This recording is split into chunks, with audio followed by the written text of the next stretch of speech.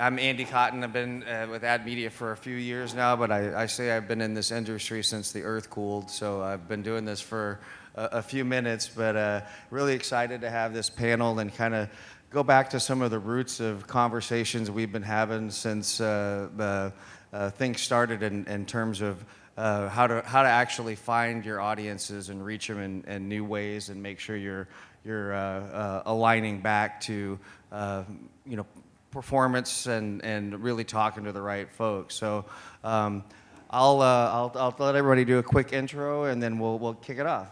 Hi, I'm Brett Geeser. I'm head of D2C advertising at Blue Whale. Hi, Adam Kmiec. I lead brand management across UnitedHealth Group and our portfolio brands. I'm Jeanne Jennings with an independent agency called Sosemo, and I lead the media practice there. Let's kick things off. Like Jeannie and I were talking about this last night. It feels like things in this industry oftentimes do come full circle. So one of the things we've all been hearing about is we're all going to be cookieless and we're all going to lose our ability to track things. And my question, to maybe kick off for the group is, how much more important is contextual targeting become in your planning and execution of strategies versus being replaced on following everybody on a cookie-based targeting?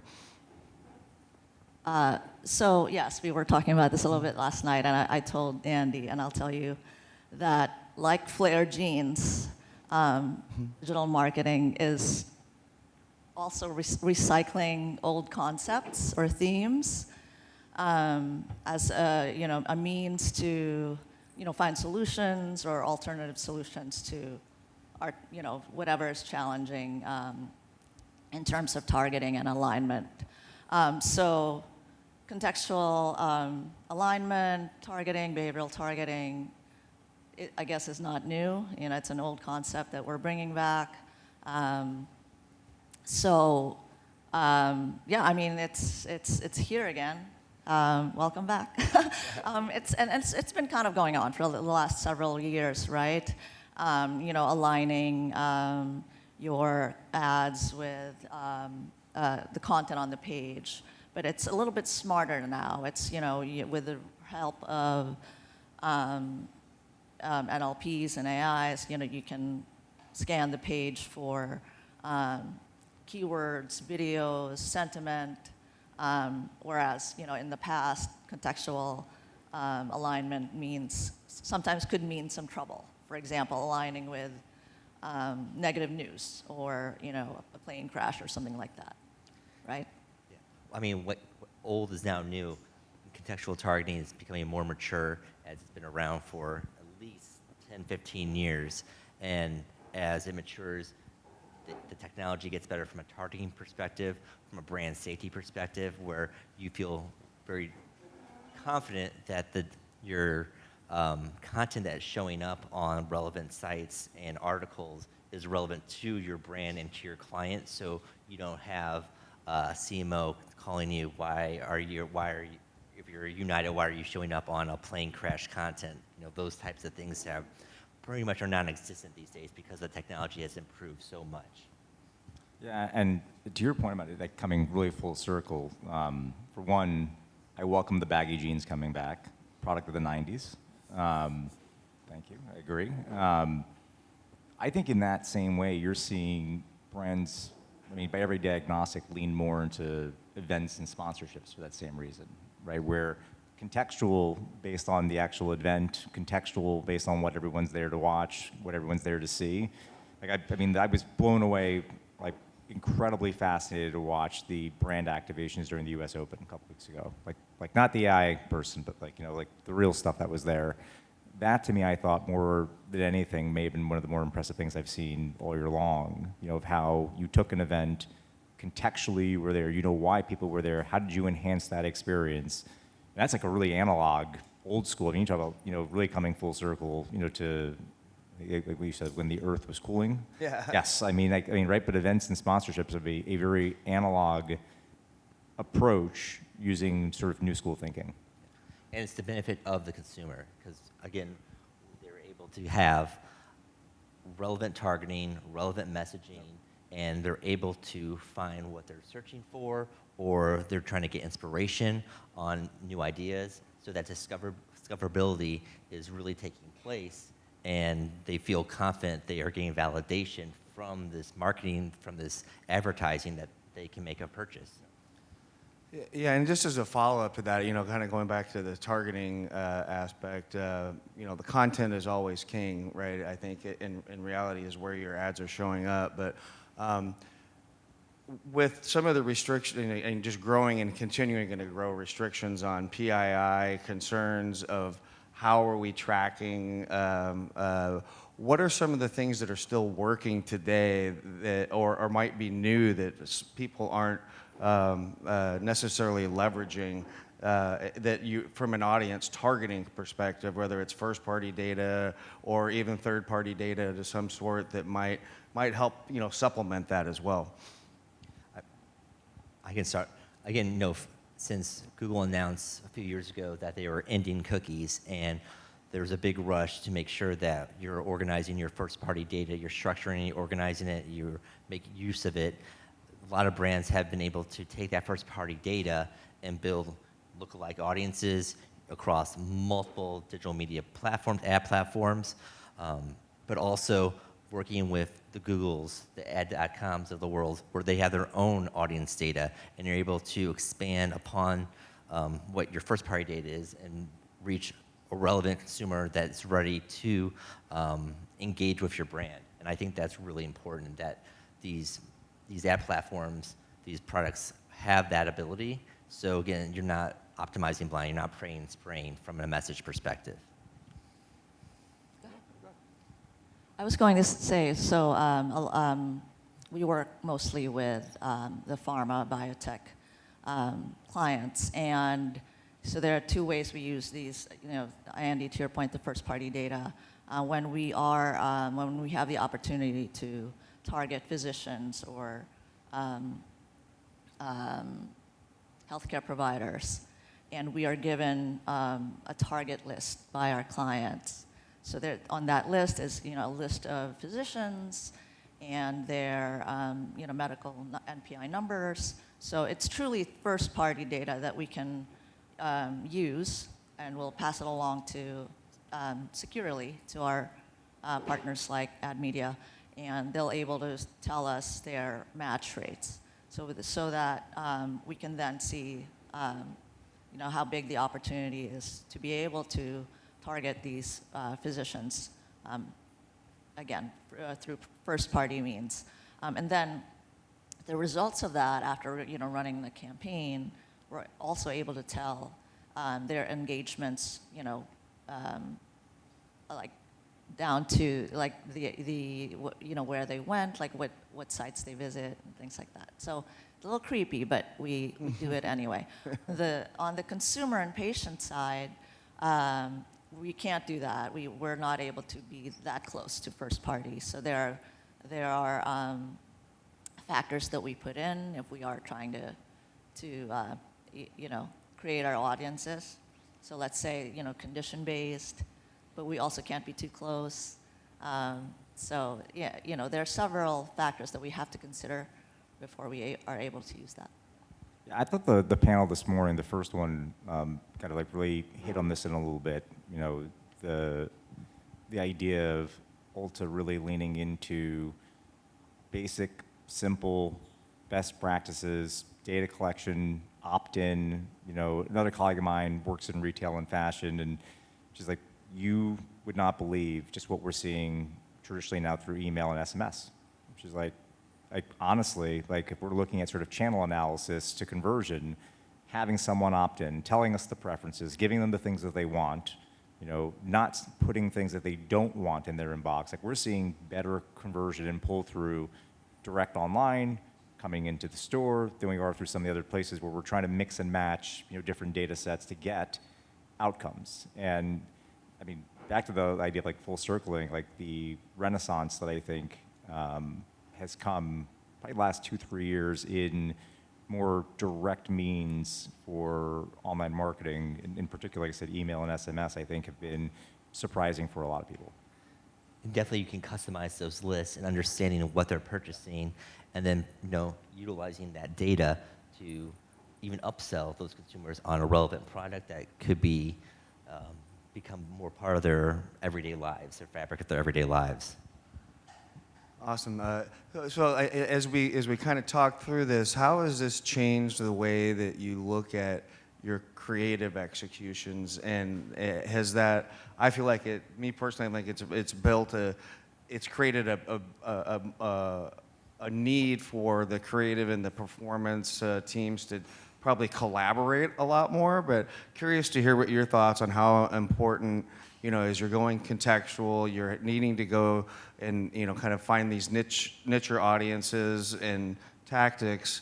How are you all working with the creative side of it, and any differences that might be happening there? I think this has been the best thing to happen in probably the last 5 or 10 years, where you see creative agencies, your in-house creative teams, they are just as interested in the data as the quote-unquote traditional marketer is. They want their creative to work. They want to understand what's working, what's not working, why this isn't happening. I think that lean in by designers and copywriters and art directors to really become more data-driven has upped the quality of the content that's out there. And quality doesn't mean highly produced, right? I mean, it really means like the quality of the content. I think that's probably been the biggest change. I think that, though, bumps up against a world where, as consumers, we're buying more products that we don't need from theoretical, influencers or by means of people that we don't know, from companies that we kind of know. And I think that is that's sort of bumping up against there, where if you're working with a really great influencer, they want more editorial control, right, over how the creative should look or feel. I think the last panel said being more comfortable with letting go of some pieces, how you can let go of some pieces to sort of make sure that what's coming through is still quality content, but delivered through the way that influencer or that creator speaks to that audience. One of the harder things to do right now. I mean, we've been working very closely at Blue Whale in regards to our creative strategists, our performance media teams, and our creatives working together to really customize the creative based on the audience and based on the platforms that we're utilizing to reach those audiences. And we're now utilizing some AI tools where we can create new developed creatives and have performance estimates before they go out in market, so we can see how it really resonates.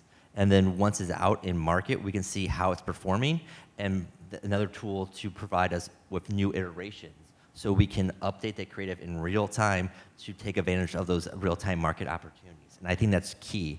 And you're also talking about sometimes letting go, and I mean dynamic creative optimization is, I think, one of those steps where you're trusting the product, the AI, to really ensure that they're showing the right message to the right audience. So it's giving up a little bit of control, but as these products become more mature, I've seen that the output is very relevant, and I'm becoming more and more trustworthy of those products. Yeah. So yeah, definitely emphasis on dynamic creative usage. I'll point out that one challenge, because we work with a lot of pharma and biotech companies. They're highly regulated, so there are a lot of restrictions on what you can and can't say. But with advanced, collaboration with the creative teams, you can help with the iterations of the messaging.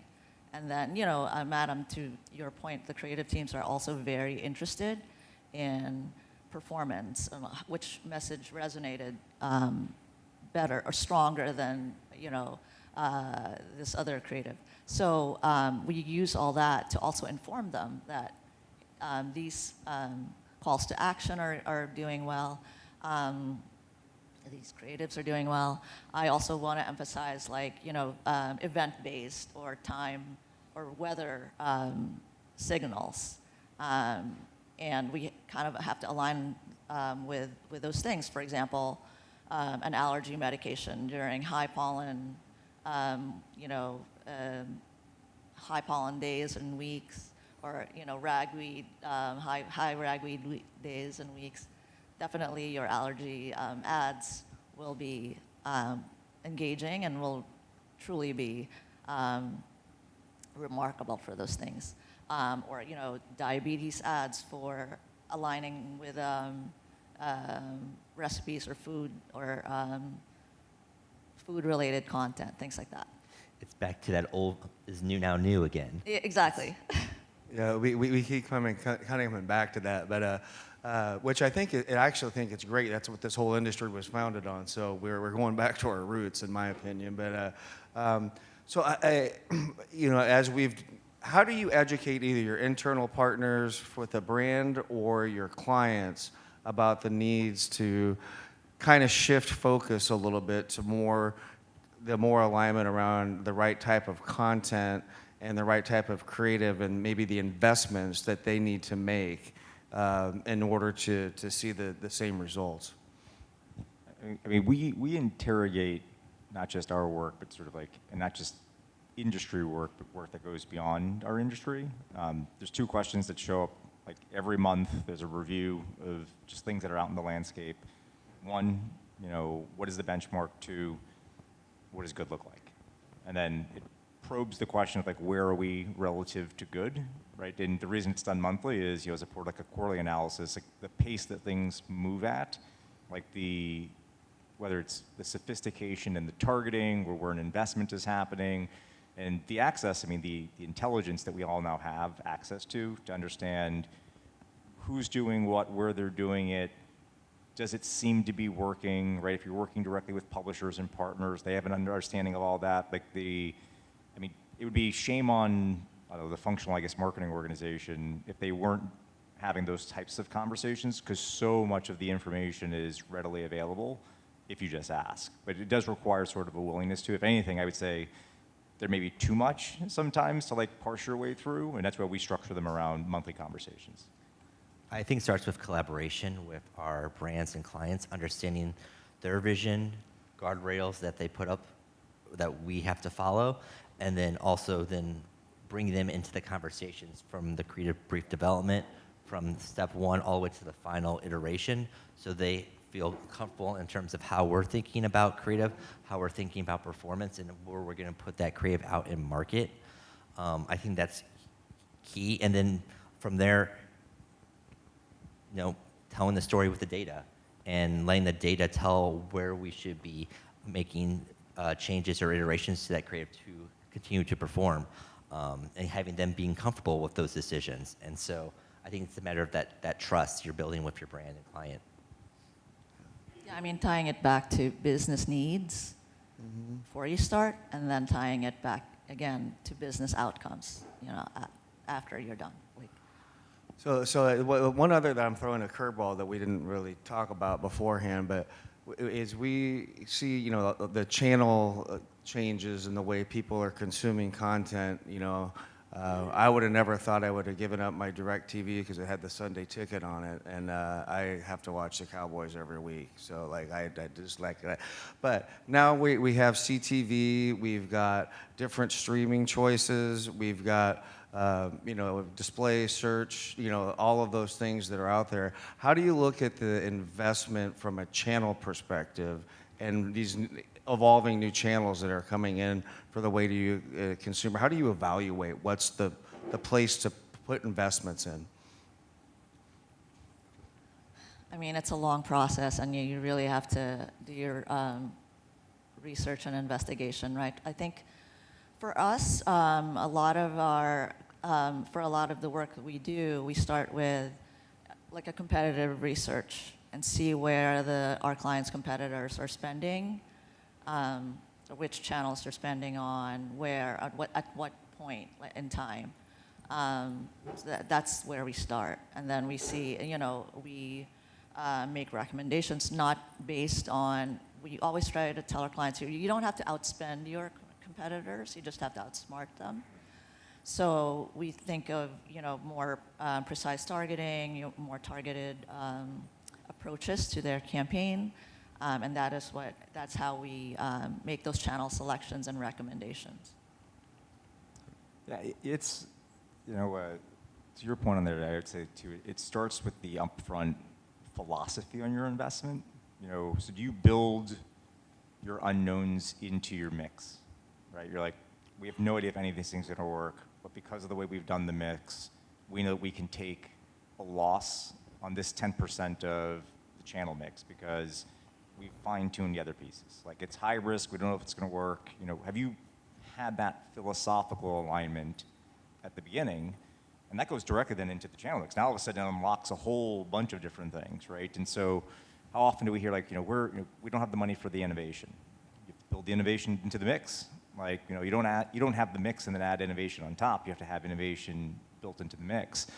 I think the other thing that I do feel like has become harder to suss out, but how do you remove your own preferences and interests from what the channel mix should be? So my favorite example of this, I think it was the last panel was talking about like search is not dead.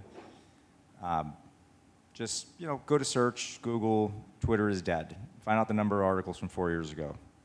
I assure you it's alive and kicking.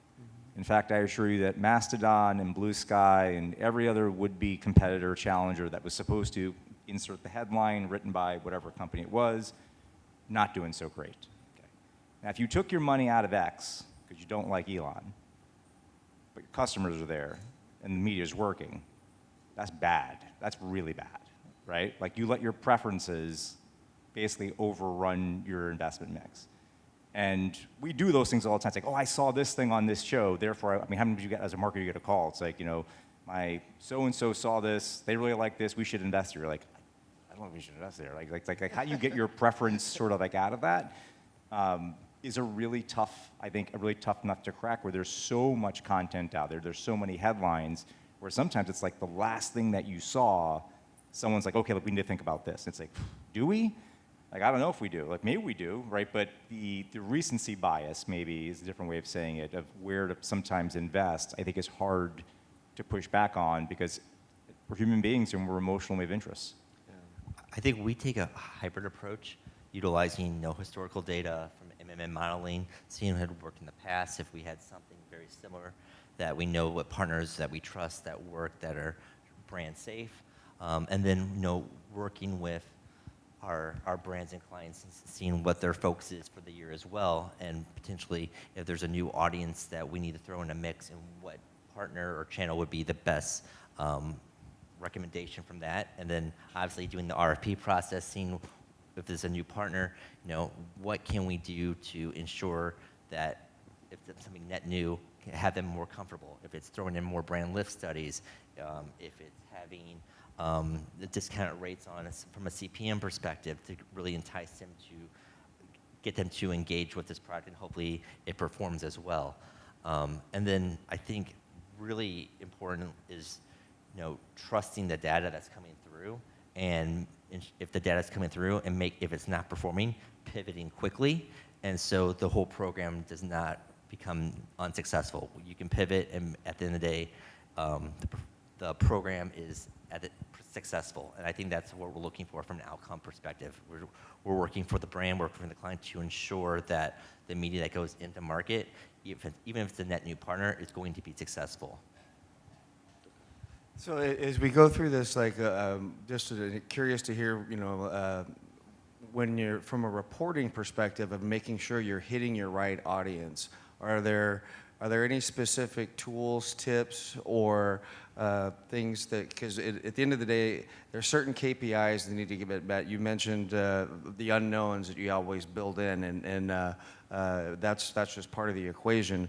But from a reporting perspective, are you really reaching your target audience, and or do we need to redefine who our true target audience is? What tools are you using, and how do you analyze that?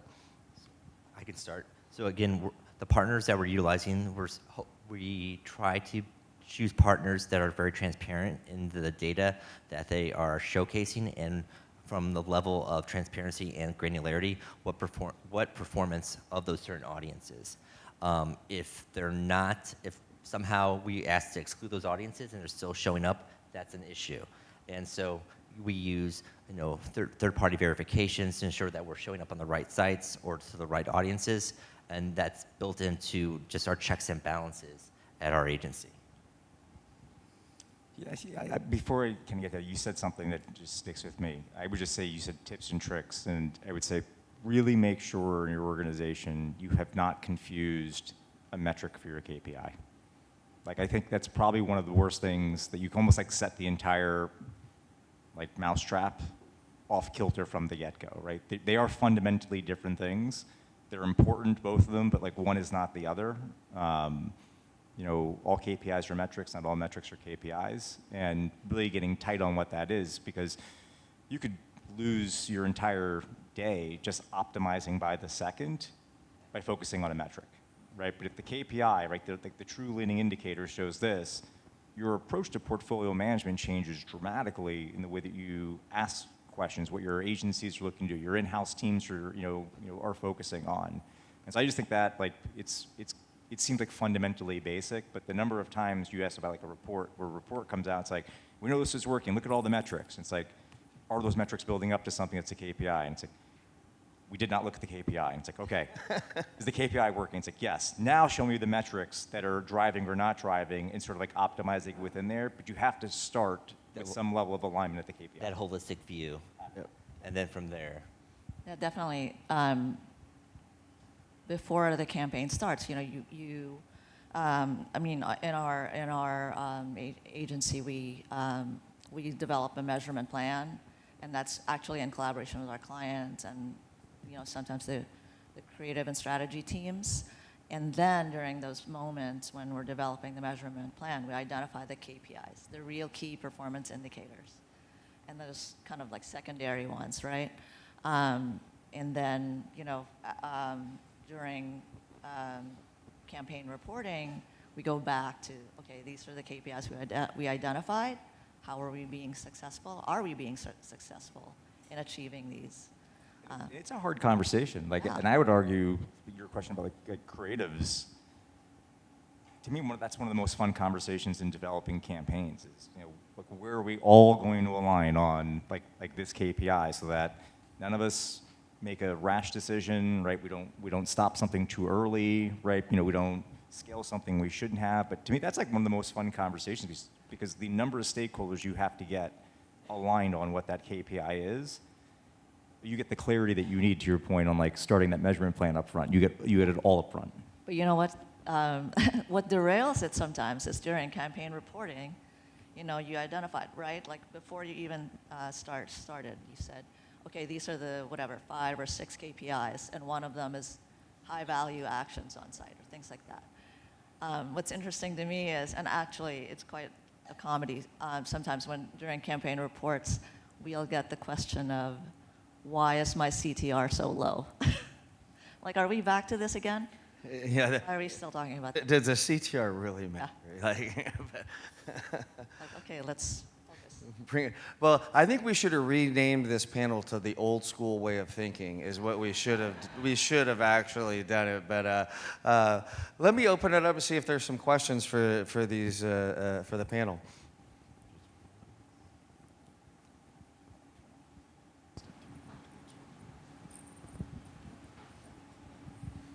This question, great job, panel. This question is for Adam. You just said something really thoughtful. I agree with it about Elon, which I just said in my panel. I mentioned him. I probably made a face. But about if that's where your customer is, you shouldn't be. I kind of want to tie it back. This is more a question or a discussion or something. Is to the first panel about your brand's values and morals and purposes. How are they conflicting and or not, or could be in that case? But I think you made a really valid point, but do you also think about the sort of morals and values side to your customers who may be? Aligning those two Venns, I feel like, is one of the hardest things for a modern business-minded marketer today. And I would really put the emphasis on like the business-minded, and I love the fact that every panel today has had some version of like the math and like the thinking about the outcomes and the outputs. To me, it's like, I'll give you like a really good example for if you're in the business of travel, You know, you own an airline.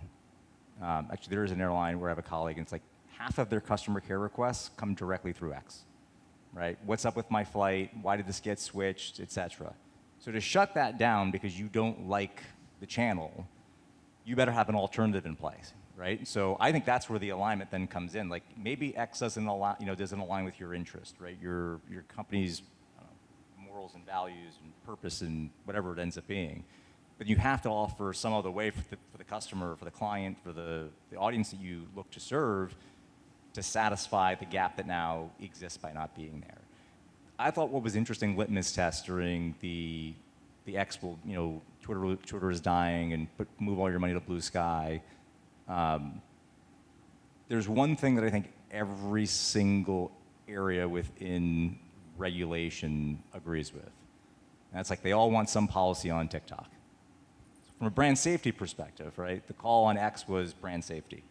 And everyone's like, take the money and put it into this thing that the one thing that every lawmaker agrees on is a bill to basically get rid of TikTok. It's like, make that math to me. Like that told me more about what people's interests were than it did about sound business decisions. Any other questions? All right, well, thank you guys so much.